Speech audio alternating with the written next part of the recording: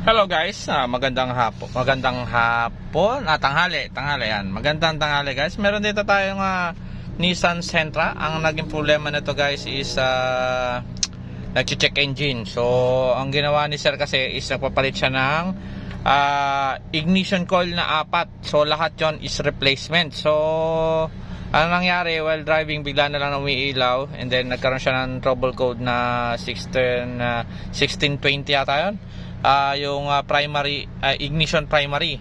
Yan guys. Pagka mga ganyan guys, nagpalit kayo ng ignition coil hangga't maaari original kasi hinahanap nila yung hinahanap ng compatibility ng computer box yung code ng ignition coil. So ang ginawa ko naman dito para hindi siya maghanap ng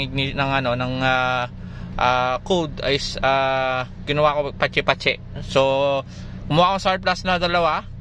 And then umuha ko ng dalawang ignition coil na replacement. Yan. So far all goods, wala nang check engine. So nagte-testing na lang tayo.